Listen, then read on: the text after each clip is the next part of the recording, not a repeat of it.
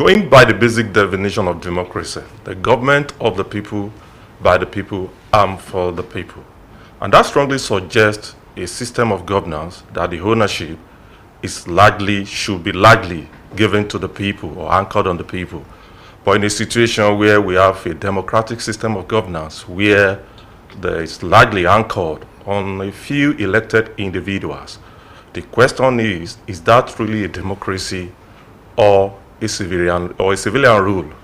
You know, the idea this morning is not for us to answer that question, but to actually reflect on it. So with that, I welcome you to here today. It's a beautiful Monday morning, and today promises to be a very interesting and engaging edition. All you need to do is stay with us as we take you through the journey this morning. My name is Alex Adejoye. I'm not alone on the show this morning. Ade Bukolaba is here. Good morning, Bukola. Good morning, Alex. How are you doing today? I'm very fine. I'm fine. I'm doing good. Good morning, dear viewer. Welcome to another edition of AM Today, coming to you live from Osrc Television Studios here in Orita Obele, Akure. My name is Adebukola Oba, and as always, we are here again to inform you, to bring to you information and important conversation that actually matter to you. So do well to stay with your screen and stay with us. All right, we begin with stories making the headlines from the national dailies, and this morning I have with me the Nation newspaper, I have the Guardian, and These Days newspaper, while Bukola take care of the rest of the papers. And coming from the Nation newspaper, starting with Senate stories. Security tops Senate's emergency section agenda Tuesday. Substantial part of tomorrow's emergency section will be devoted to deliberations on the worsening security situation across the land. Senator spokesman Yemi Adaramodu said last night. The Ekiti South Senator told the nation that the lawmakers in the Red Chamber will decide on the measures needed to support efforts to curb rising kidnapping, terrorism, and other violent crimes. Adaramodu said that the section will provide lawmakers an opportunity to assess the state of the nation and explore ways that the National Assembly could work with the executive to address growing security challenges.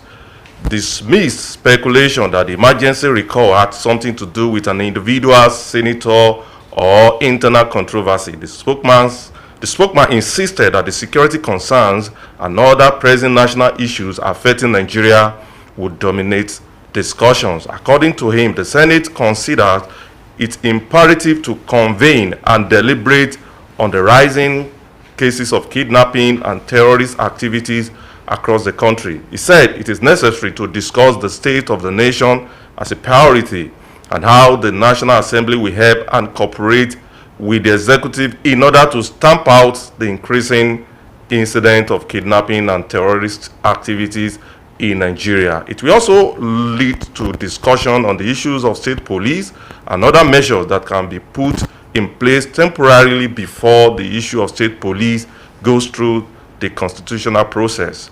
That's coming from Adaramodu. Okay. I'm going to be taking my first story from Nigerian Tribune. Orire abduction. Troops close in on kidnappers' hideout.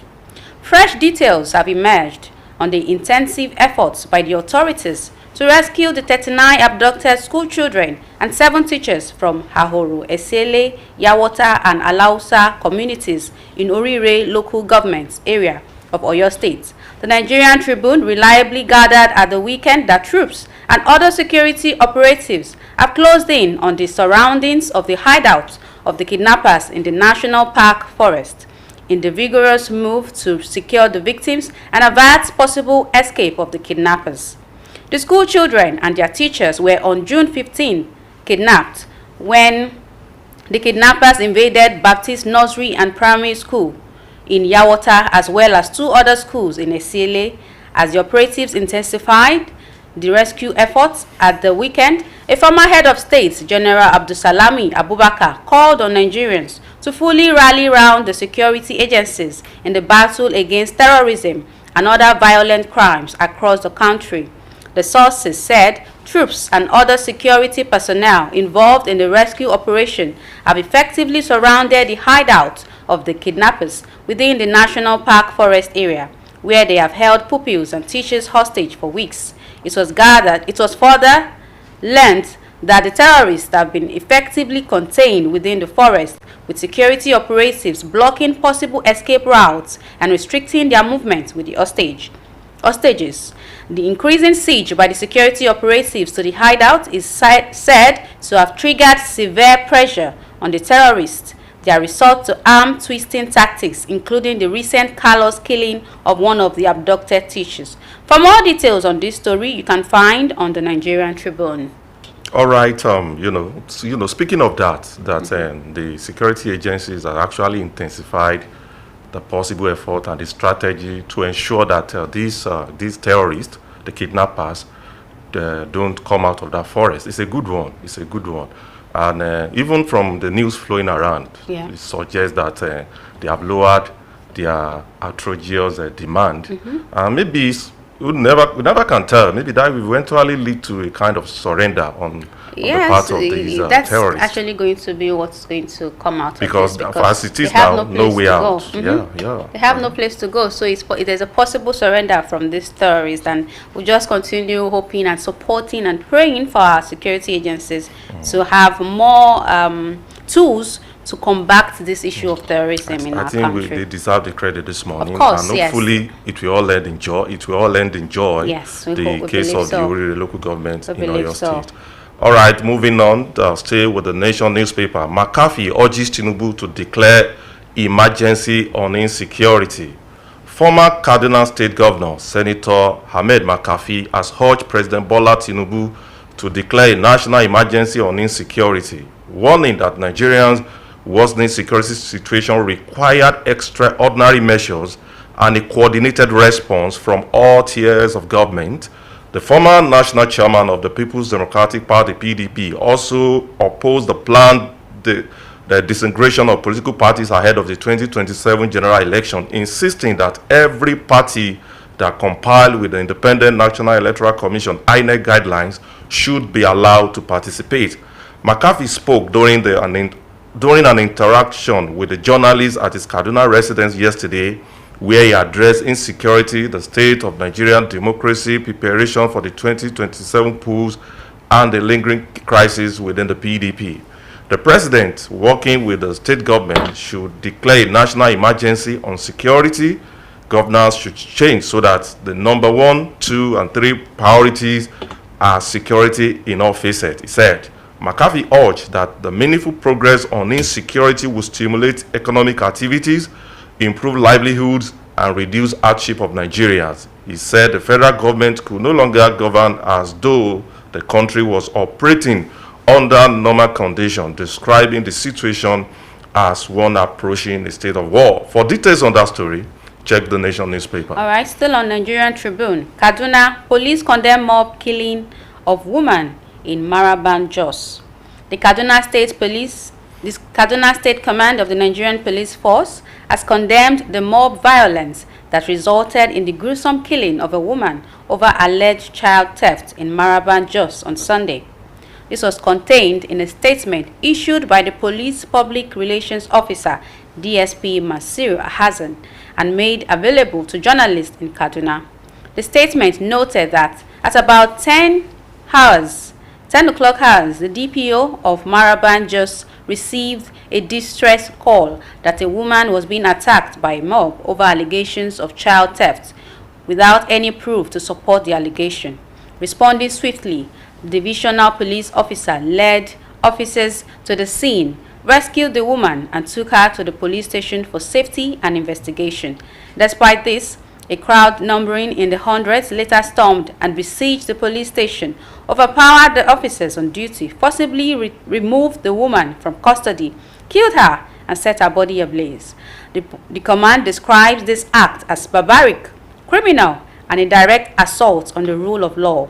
No person or group has the authority to take the law into their own hands. Several suspects have already been arrested in connection with the incident, and a manhunt is ongoing for others involved. A comprehensive investigation has commenced, and all culprits would face the full weight of the law. The Commissioner of Police, CP Rabiu Muhammad, warned that the command would not tolerate jungle justice, mob action, or attacks on police formations and personnel. Citizens are urged to report suspicious persons or activities to the police and allow due process. The Kaduna State Police Command remain committed to protecting lives, property, and upholding justice in accordance with the law, the statement added. For more details on this, you can find on Nigerian Tribune. And I think that about this jungle justice thing, do we need more sensitization? Because people have to allow the law to take its full course instead of doing just jungle justice. And look at this, even as the police try to protect this woman, they still went ahead to the police station to forcibly remove the woman and still kill her from the police custody. The thing is, how are they even able to overpower this police in the first place? Sometimes it depends on the defense. They do not have enough defense in that police station. But I think I don't think we really need more sensitization on this issue of this syndrome of jungle justice. I believe people are just acting based on emotion. When you have a man that cannot control his emotion, that man is working towards destruction. Of course. So it's largely lack of the will, the firm resolve to control your emotion.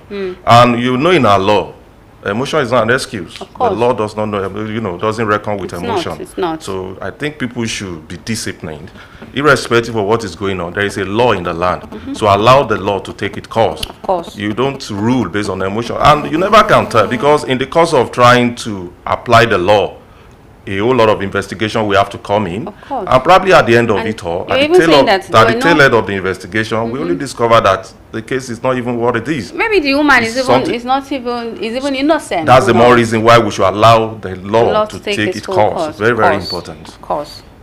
All right, away from the Nation newspaper now, I move to the Guardian. Tinubu hails Oyebanji's historic re-election, urges inclusive governance. With the rider, Lord Peaceful Ekitipu takes INEC to sustain, tax INEC to sustain credible elections ahead of Osun governorship race and 2027 general election. President Bola Tinubu on Sunday congratulated Ekiti State Governor Abiodun Abayomi Oyebanji on his decisive victory in the Saturday's governorship election, describing the outcome as a resounding endorsement of his administration performance and a vote of continuity. In a statement issued by the Special Advisor on Information and Strategy, Bayo Ononuga, the President praised the people of Ekiti State for conducting themselves peacefully and orderly throughout the electoral process, saying their participation reflected confidence in democratic governance. Tinubu also commends security agencies for maintaining law and order during the election, while charging the Independent National Electoral Commission, INEC, to build on the success of the Ekiti pool by ensuring future elections remain peaceful, free, fair, and credible as the country prepares for the Osun State governorship election in August and the 2027 general election. The president noted that with this overwhelming victory, Oyebanji has become the first governor in Ekiti State history to secure re-election back-to-back, describing the feat as landmark achievement. For details on that story, you may want to check The Guardian this morning. All right, away from Nigerian Tribune now to Vanguard, and still on Oyebanji's victory. Ekiti, Oyebanji celebrates re-election victory, promises dividends for every household.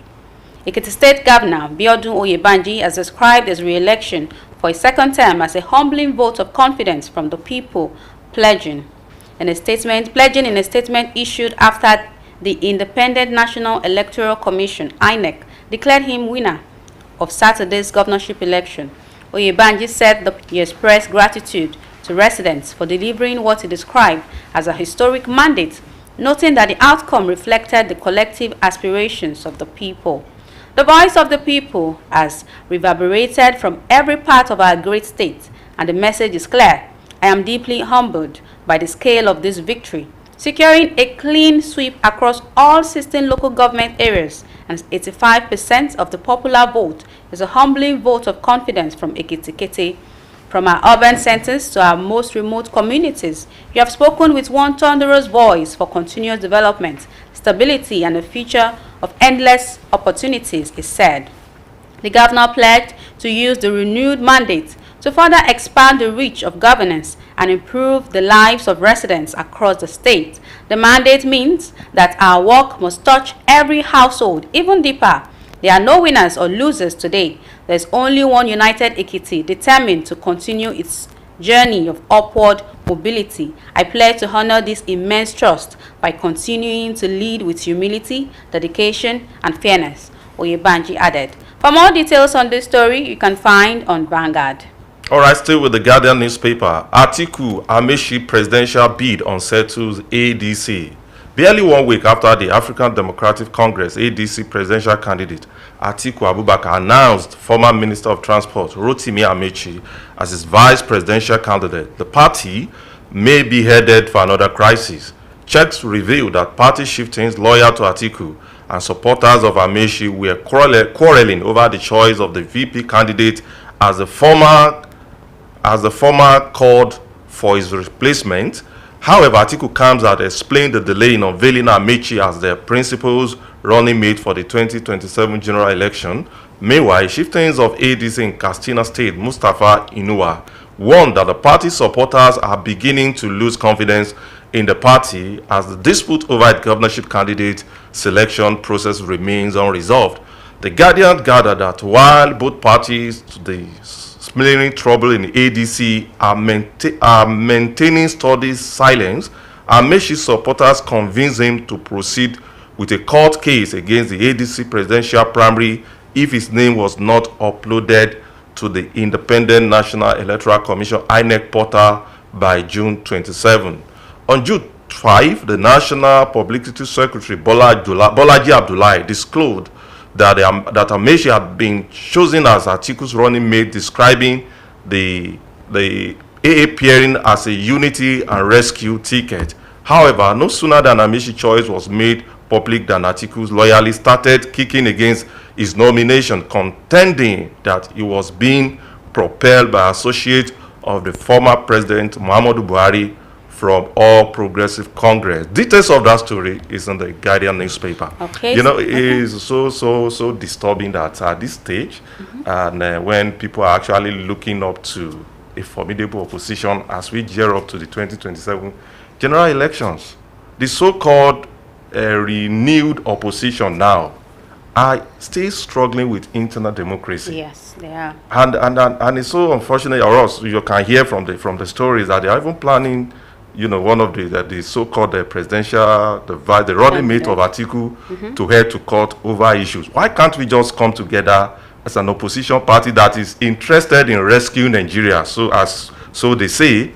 It shows that they actually have no plan for the So that means it's everything about interest. The only thing about politician is interest. Yes. You understand? That's why they're saying no permanent friend, no permanent enemy. The only thing that is permanent in politics, maybe peculiar to Nigeria, is interest. So as soon as interests align, they are together. At least if you say that you have a plan and future for the country, you should be able to put your house in order. Sure. So when definitely. something like this is happening, what message are you passing to Nigerians? So there is no opposition. There is. Because you are already tearing each other apart from within. Then how will you be able to stand? Because by now, it should be about strategy. They are really serious about the 2027 general election, if they really want to pick something out of it. And indeed, like they said they want to rescue Nigeria, but here we are still having internal issues. All right. Okay. Still on Vanguard, new kidnap horror in Oyo as terrorists kill pregnant woman, ransom bearer. The worsening wave of violent crime across Oyo State has taken a grim turn, with the reported killing of a pregnant woman allegedly abducted by suspected Fulani kidnappers, despite ongoing ransom negotiation. The development came amid growing concerns over insecurity in parts of the state, where residents have repeatedly raised the alarm over cases of abduction, killings, and attacks on rural communities, prompting renewed calls for decisive action from security agencies. The incident, which has sparked outrage across the state, reportedly occurred in Igboho, Ore, Lokwe local government area, where a pregnant woman, her children, and a sibling were allegedly seized during a midnight raid by suspected Fulani gunmen.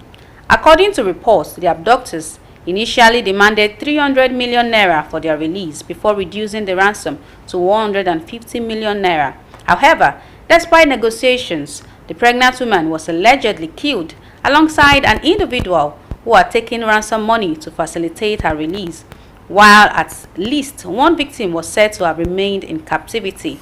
The development triggered a furious reaction from Yoruba Nation activist Chief Sunday Adeyemo, popularly known as Sunday Igboho, who accused the kidnappers of unleashing terror on residents of the community and vowed that such acts would no longer be tolerated in his ancestral home.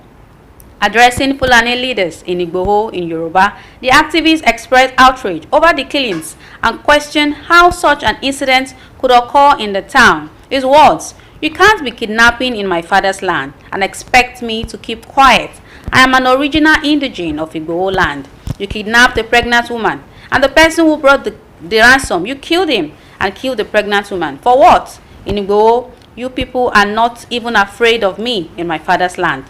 This should be the last, and it must end. My father has urged me to address you patiently. What I'm fighting in other people's land, you can't come here and be doing it in my father's land."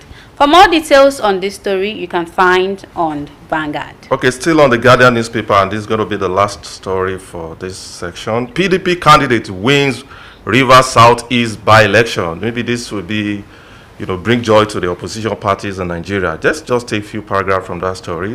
The Independent National Electoral Commission has declared Olaka Nwogu of the People's Democratic Party, PDP, as the winner of the Rivers Southeast Senatorial District by-election held on Saturday. The returning officer for the election, Professor Rosemary Ogu, announced that the result at the Senatorial District Collation Center in Bori, Kahana Local Council area, stating that Nwogu secured a total of 47,961 votes to emerge as the winner. For details, you find in the Guardian newspaper.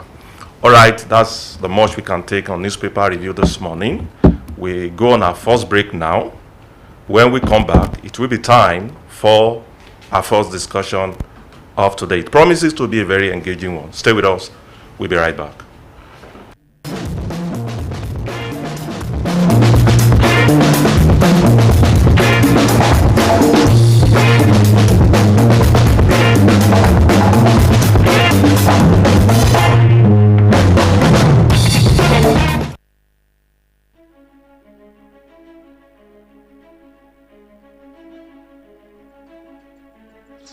She was called the Lioness of Lisabi, a name that roared through the halls of colonial power and echoed in the hearts of women across Africa. Her name is Fumilayo Ransome Kuti, a teacher, activist, feminist, nationalist, and mother to legends. But before the fame, there was fire. Born on October 25, 1900 in Abeokuta, present-day Ogun State, Nigeria. Fumilayo was born Frances Abigail Olufumilayo Thomas. She came from a family that valued education, and in 1914, she became the first female student at Abeokuta Grammar School. Determined and brilliant, she later traveled to England for further studies, a rare feat for a Nigerian woman at that time. There, she trained as a teacher, absorbing ideas of equality and freedom that would shape her life's mission. On returning to Nigeria in the 1920s, she married Reverend Israel Ransome Kuti, a clergyman and educator. Together, they worked to uplift their community through education. But Fumilayo was not content with just teaching. She saw how colonial rule and traditional structures oppressed Nigerian women, and she decided to act. In 1947, she founded the Abeokuta Women's Union, one of Africa's most powerful grassroots women movements. The group fought against unfair taxation and the corrupt practices of the Alake, the traditional ruler of Abeokuta. Thousands of women led by Fumilayo marched in protest. They sang, they chanted, they occupied, and eventually they won. The Alake was forced to abdicate. Fumilayo Ramsankuti was fearless. She was one of the few Nigerian women to drive a car, to travel widely, and to speak truth to power. Her activism didn't stop in Abeokuta. She was a founding member of the Nigerian Union of Teachers, a member of the National Council of Nigeria and the Cameroon's NCNC. And in 1953, she became the first Nigerian woman to visit the Soviet Union, a move that earned her the label Communist Sympathizer by British authorities. But she wasn't deterred. In fact, she was emboldened. In her later years, she focused on broader issues: education, voting rights, women participation in politics. She advocated for the inclusion of women in leadership and resisted Nigeria's slide into authoritarianism. She raised 4 children, including Fela Anikulapo Kuti, the legendary Afrobeat pioneer, instilling in them the spirit of resistance and truth. But tragedy would eventually come. In 1977, during a brutal military raid on Fela's compound, known as Kalakuta Republic, Fumilayo was thrown from his second-story window by soldiers. She never recovered from the injuries, and on April 13th, 1978, she passed away. Fumilayo Ransom Kuti was more than a mother, more than a teacher.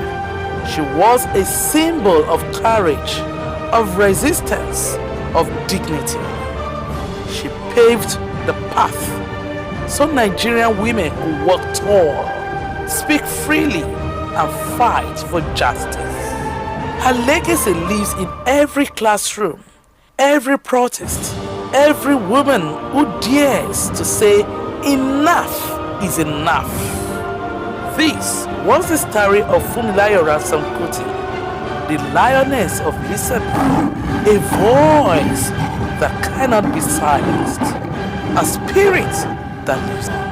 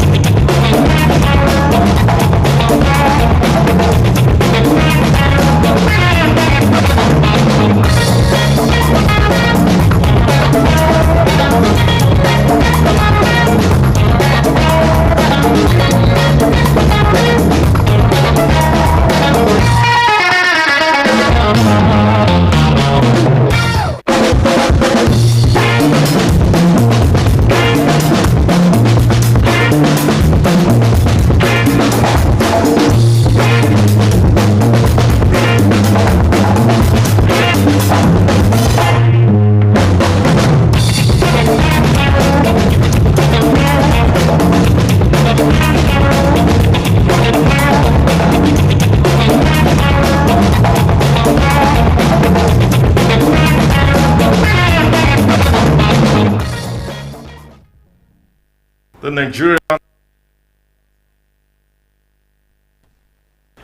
over the weekend with series of scattered election headquarters across the country. Speaking of the Ekiti governorship election, the Ondo South senatorial district election, and as well some other elections headquartered across the country. Beyond the outcome, beyond the winners and the losers, it has become parity. This election has now generated quite a number of conversation around the turnout of voters, the strength of political parties, how they display their strength, and also the power of incumbency. And not forgetting the performance of the opposition parties that are trying to come up with something different, and also the readiness of political actors as we get ready for the 2027 general election. So this morning, we take a closer look at that election to pick signals from those elections, and as well, what they could mean for the 2027 general election. So this morning, the discussion focus on 2027 in view, reading the signals from the recently concluded elections. And to join us in this discussion, we have in the studio a political analyst and also a public commentator, Henry Olonimoyo. Good morning, Mr. Henry. Good morning, Mr. Alex. Thank you for joining us as always. Good morning, Nigerians. All right. Now, some elections were held over the weekend, by-elections likely, except for the Ekiti governorship election. And what is your overall assessment of that election? What should we really pick from that, from those elections held over the weekend? Yes, thank you. So you know that that's the first election or first set of elections we'll have after the 2026 electoral law came into came to be, sorry. And then of course you also know that it's probably the first major outing of Professor Joash Amokiton as the INEC national chairman. And of course many people have also put that election as one of the elections for us to gauge the preparedness, the readiness of INEC, and to see a pointer towards the big one, which is the 2027 general election. So for us in Ondo State here, it was about the South Central District, having known that that position has been vacated by Senator Jim Ibrahim, and of course at the United Nations. Okay. So that's 6 local governments for us to gauge INEC's preparedness, and of course the Ekiti election. And so the elections, of course, historically, in recent history, Ondo and Ekiti elections have usually been calm, without rancor. Talking of recent history. So it went as expected as regards the fact that there's no rancor, it's largely peaceful. We saw that happen. But we saw some very funny things play out. And we saw it play out in Ondo South. In Ekiti also, of course, not only in Ekiti and Ondo also, we saw that there was a delay and of course, owing to the working of the beavers machine, the REC in Ondo State also said that it was not only limited to Ondo State. I guess INEC had the problem. We might need to cut them some slack and hope that they will use the Osun election that will be coming up maybe in August to fine-tune that whatever happened to the beavers machine in some of the areas. There were places where elections were taking place as late at 12:30 in the afternoon. Election was just starting in some of those places. So INEC needs to fine-tune all of these things. So it was. Then of course the voter turnout is not any different from what it used to be now in recent times. Looking at the takeaways from this election, but maybe I should just take you the summary of the outcome. The over weekend Saturday election, APC won Ekiti governorship election by a wide margin. APC won 4 of the 5 declared by-elections, demonstrating strong performance across Enugu, Kebbi, Kano, and Ondo. PDP retained Rivers Southeast Senatorial District. Maybe that's a surprise, I don't know. Or maybe PDP we should also put it, retained Rivers Southeast Senatorial District. Okay. Maybe the devil is in the details. It is only victory among the declared results. While Nasarawa North Senatorial District result is still pending. So APC victory in Enugu North, traditionally considered as PDP stronghold, is one of the most significant outcomes of the by-election. So from the political analyst point of view, what will you make out of this election? What should we take away from these elections? Okay. So if you look at the dynamics around the elections, these by-elections that we have, is that some of the opposition parties that participated there, especially if you look at Ondo South, for instance, we discovered that APC was probably maybe the most notable name on the list of parties. There was just 4 parties. APM, APP, and one other party like that. Now, we cannot, because parties also have been in turmoil in the last 3, 4, 5, 6 months. I wouldn't know why most parties skipped out the Ondo South Central District election. Maybe we were too busy, parties were too busy trying to prepare for the 2027 election. So you might understand why maybe in Ondo South you had just APC and maybe 3 other political parties. You could also pick the River State angle. It's a very special case, because in River State you have APC, you have PDP, you have Rainbow Party, Rainbow Movement. For the first time in I knew it was going to break it, because I don't know, I was able to convince his opponent in the last election, which is Shegoni, to support him. Was able to convince Ayofayoshe, who was not in his political party, to support him. And again, his immediate principal, Governor Fayemi, to support him. Looking at that overwhelming, and then if you look at Ekiti has never really been a state that pulls surprises when it comes to electoral polls. Go and check it, Ekiti. They don't really deviate from the norm. Although they have had a history of deviating from the norm, but Ekiti. So I expected that. But of course, there are the other issues with vote buying and voter turnout that I think maybe we'll still touch about as we proceed. Many people have different opinions about the outcome of this election. While some people believe that APC remains very strong, some people still think that the oppositions have a chance in the upcoming general election 2027. So will you say these results confirm the dominance of APC, or do they suggest a more competitive political landscape ahead of 2027? Thank you. So if you're talking of one of the major strongholds of the APC in Nigeria, Ondo and Ekiti is one. Okay. As we speak till today, Ondo and Ekiti is one of the major strongholds of APC in Nigeria. What are the criteria? I mean, if you look at it, tradition.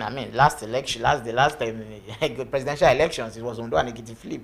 And I know that President Bola Ahmed Tinubu now knows that if there's any state he's sure of in the southwest today, he knows that Ondo and Ekiti, they are almost in the bag for him. That's on one hand. Then you cannot yet, there's this in any by-election until the 2027 election. So something is shifting in our political landscape, if you see. And whatever we are seeing now cannot be able to sufficiently gauge what the outcome of election will be in 2027. Okay. Seeing that we'll be having an NDC on the ballot and an ADC on the ballot. Well, what does this election tell us about the organizational strength and the grassroots structure of alternative opposition parties like the ADC and NDC? So, for me, if you look at the way our politics is being run here, you see that it's not a case of because the polity has been heavily monetized. Even the people who are running after the ruling party, you will know largely is because of the fact that they have access to massive resources. That's the truth. That's the truth. And if you know the kind of deadline that INEC has put around political parties since between March and May, I think that has concluded now. But the case is still in court that INEC cannot put a restriction, a deadline on political parties for the registration of party members, since the constitution says that they have until 120 days before the election. And the next election will be in January, ending of January 2027, that political parties should still have up to September to be registering. And I think the first level of court has given in favor of political parties. INEC now has appealed that case. So I think how that case comes out eventually will let us know. What do you think whether political parties of the INEC trying to that for me is the problem. Why is INEC fighting that judgment? Why does INEC have a problem with political parties being able to register members and allow people to crisscross until September? Why do they are processing? But we are just surprised that everything about the electoral process was the chairman. The man should be able to answer on his own merit. INEC is an institution of government. Yes. Tomorrow it might not be there. But go and check INEC's official page. To avoid something that can dent the image of the institution, you know. But you know one thing. Responsibility you know one thing. There's the court of their boss. Yes, there's the court of public opinion. Okay. And there might be no case in the legal court. but already we cannot rule out that there is already an opinion that people have formed, or some people have formed about him. And for me, I have not taken a stand yet. I just feel that the man still has what it takes to prove that he is neutral.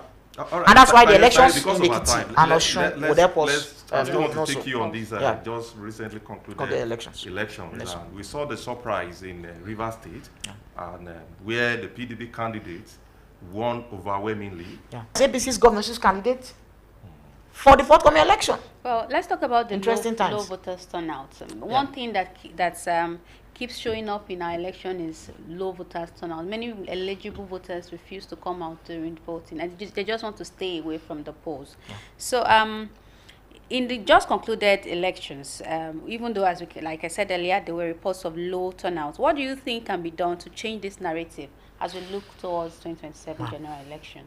So on voter turnout, I have a theory. First of all, let me postulate my theory. Okay. Firstly, there was a time in the last 8 to 12 years, spanning the Atayu Jega administration and the Professor Mahmoud Yakubu administration, when the card readers were introduced, and it was reading cards, and then they now made a provision for incident forms to be filled for those that the card readers could not accredit. Okay.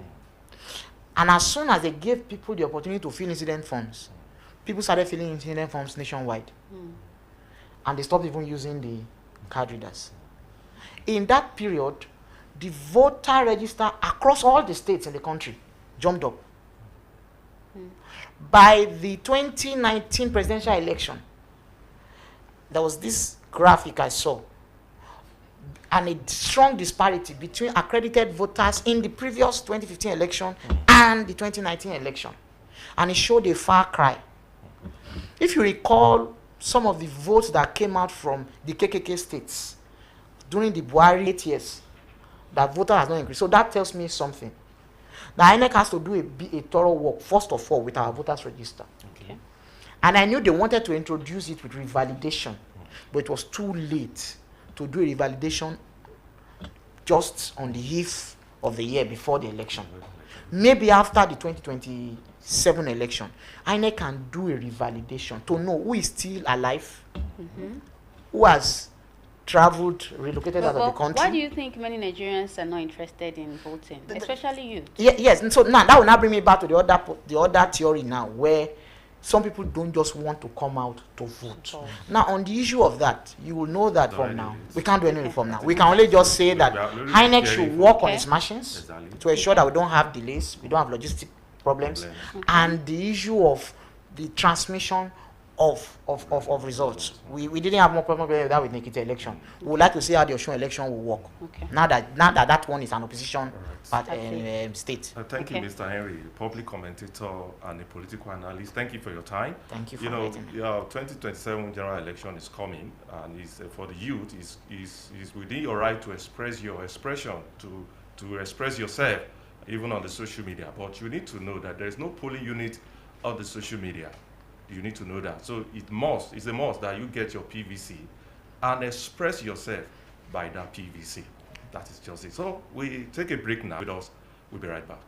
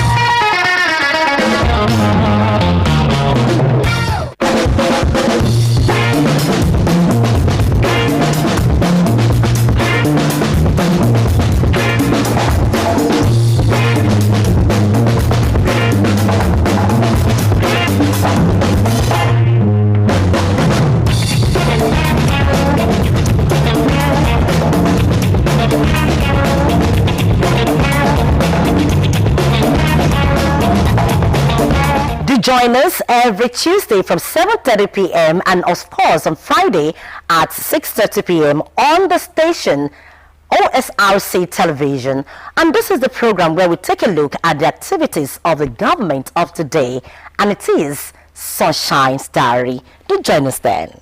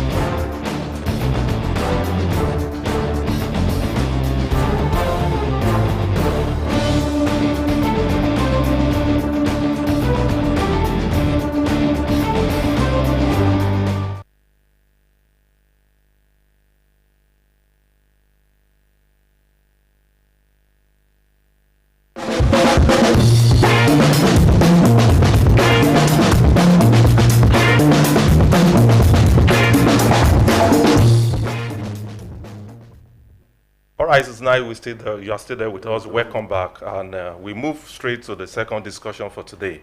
You know, the success of any government is not measured by the formulation or implementation of policies alone, but also to what extent the citizens are carried along, they embrace, they understand, even embrace, and possibly participate in the implementation of policies. You know, upon the inauguration of Governor Lucky Orimisan Ayedatiwa as the executive governor of Ondo State, he rolled out the Our Ease agenda, which is the compass driving his administration. So this morning, we want to know, to examine the level of public engagement put in place to ensure that citizens are well familiarized with this agenda and the implementation of its policy. So this morning, we are being joined live by the Honorable Commissioner for Information, Honorable Idowu Ajanaku, who is going to be speaking to us about the level of public engagement put in place so that the people of Ondo State can be well familiarized with the Our Ease agenda. Good morning, Honorable Commissioner. Thank you for joining us. Thank you very much. It's a pleasure to have you on the show. Thank you. All right. So let's get it started. You are the Honorable Commissioner for Information. So what is the role of your ministry in ensuring a very effective public engagement as far as the Our Ease agenda is concerned? So how well are you playing this primary assignment as the Honorable Commissioner for Information? Thank you very much. You will recall that when I came in July last year, I made a number of promises. Okay. And how I want also to implement the information machinery in Ondo State. Languages in Ondo State, Yoruba, Ijo, and other critical languages. And gradually, we have been able to do that. Not only that, we also discovered one of the greatest challenges we have in the state is the issue of fake news. Okay. Because of the fact that social media has become a tool these days to disseminate information, and we discover that this particular entity is being used in a very negative way, particularly not only those states in particular, but all over the place. But we, on our own part in Ondo State, felt that things needed to be done in order to check this kind of information. And a fake video now, that maybe the video that have been 2014 video as a current one, we'll be able to track it. And that is exactly what happened the other time. But we have not been able to get there yet, because you will recall what happened in Akure about last 2 weeks when there was this scaremongering, where people were saying that bandits are entered the state capital, people are picking up their words from various schools. But we were able to describe it and quickly we were able to track that and disseminate it. So in terms of information, it's a three-way layer, from the state to the local government down to the grassroots. And let me make this point very clear. The governors, sooner or later, we are going to initiatives. That's a very good question.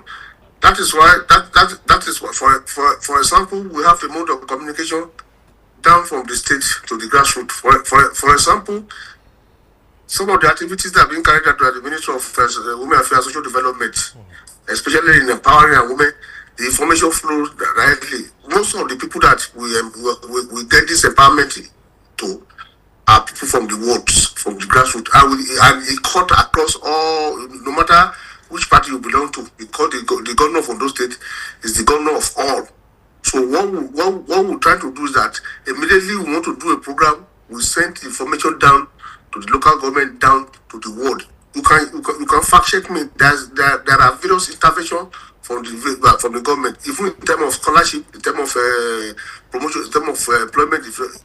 More recently, we have just employed almost about 337 workers by the state hospital management board. All those things that you have just seen, everybody in those states, especially from the 203 wards, has an input into all those things. And also in terms of road, you also record that the governor has given 5 kilometer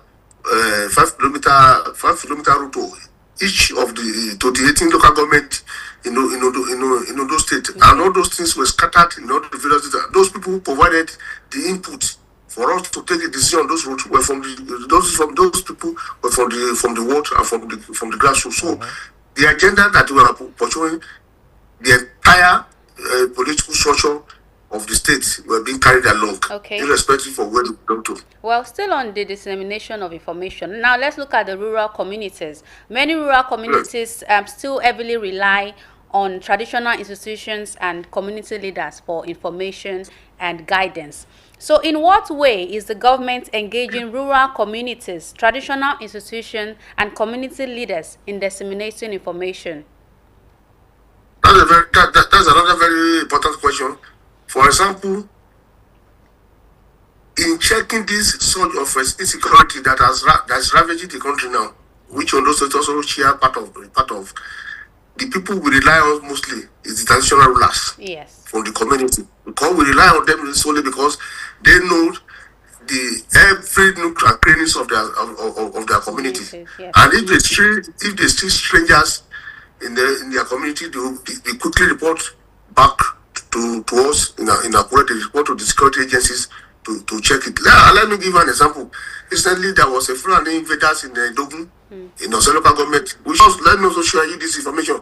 Very soon, we are planning a security summit in which the in the state, in which the traditional rulers of various communities will also be part of, because they are key stakeholders in ensure that there is a peaceful coexistence in Ondo State.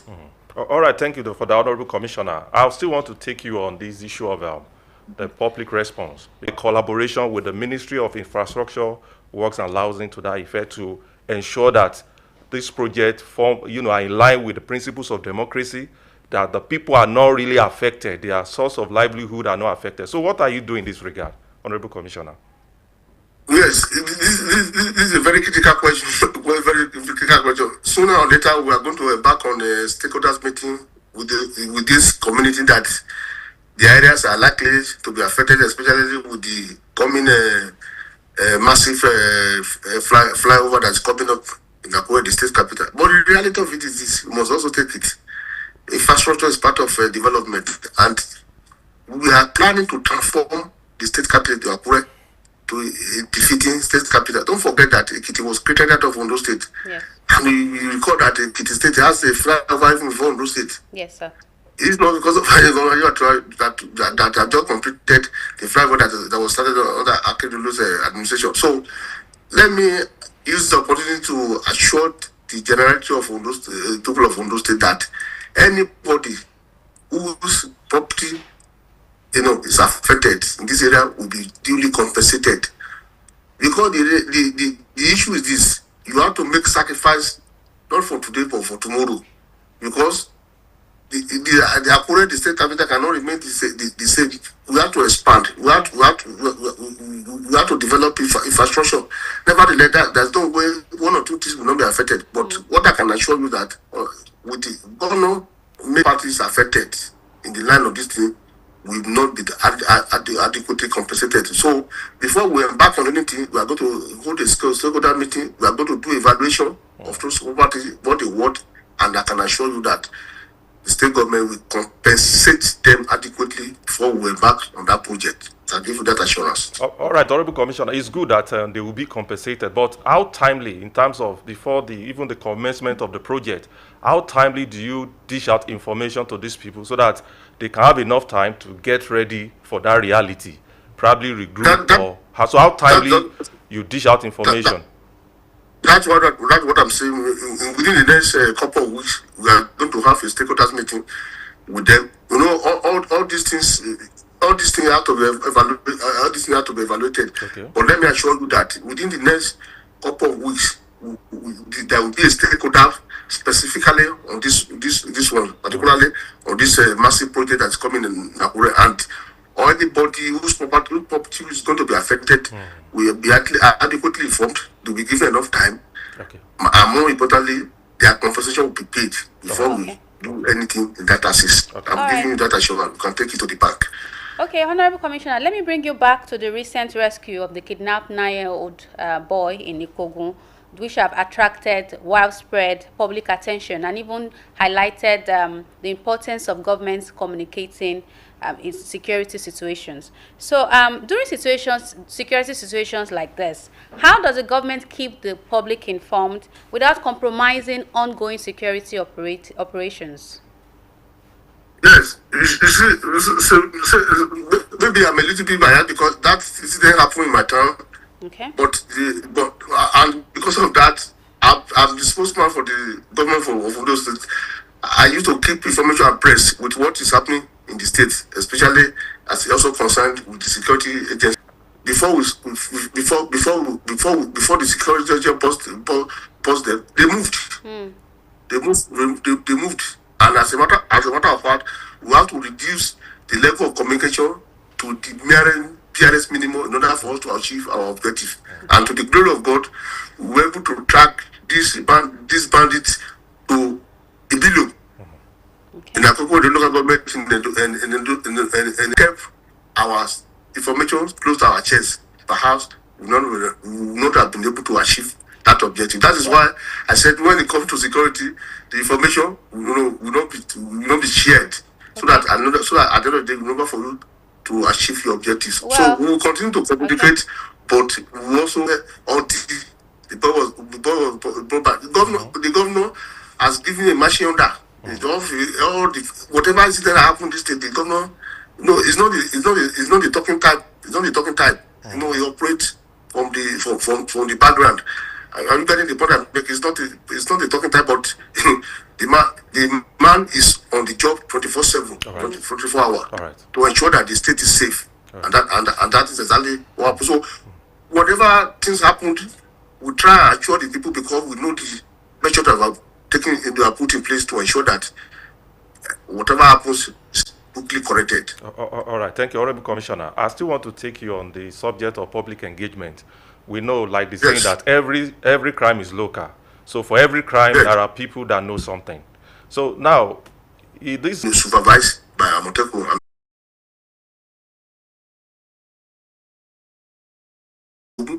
If not because of the local vigilante that were in Dogun, and at the time these invaders came, perhaps the story would have been different.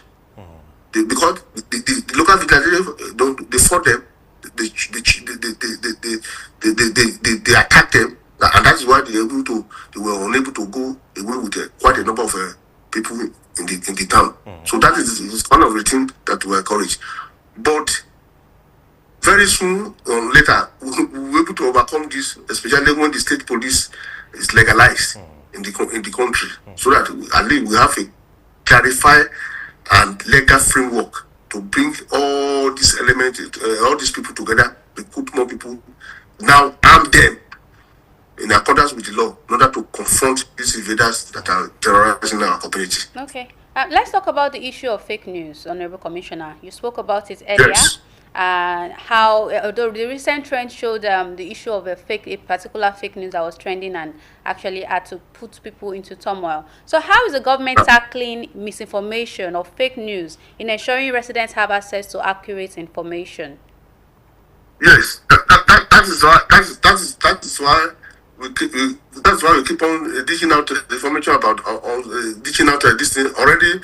We have done some jingles before, but within the next couple of days, more jingles will come out about the need for people to be more careful about the kind of news they consume, especially in all the various languages in those states. Secondly, the best access of information to every nuclear clinics in town is the social media, and maybe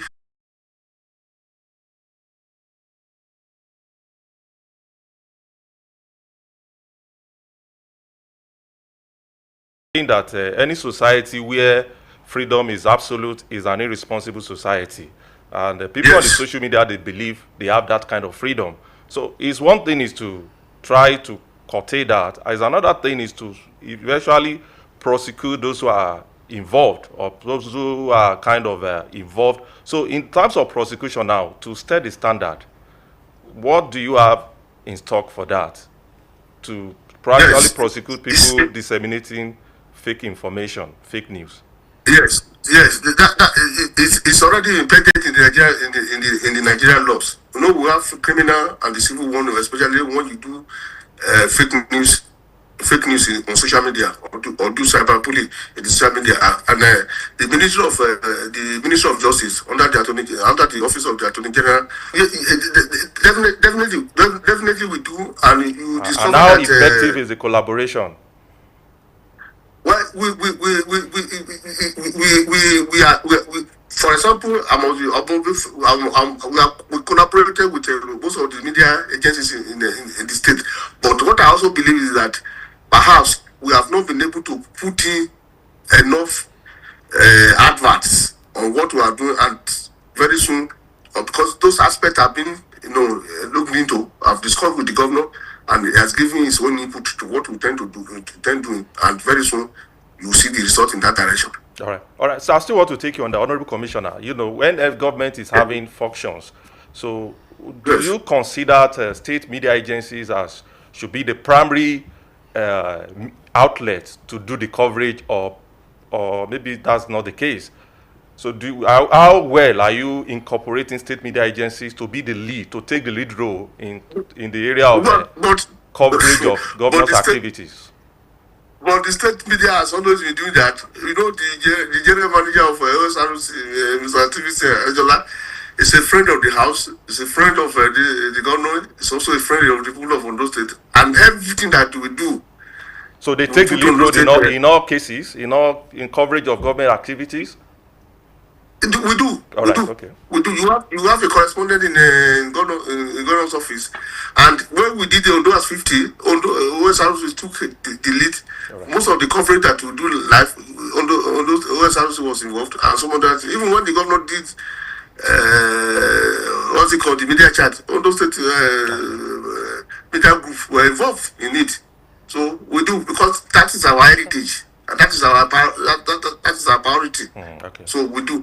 But we must also know that most times, maybe some news breaks in another radio station, maybe because of the fact that they are private ones, and and maybe we feel that we should also carry them along. But what I can assure you for free is the fact that Ondo State government media organs as our priority. And you can ask your reporter. I've granted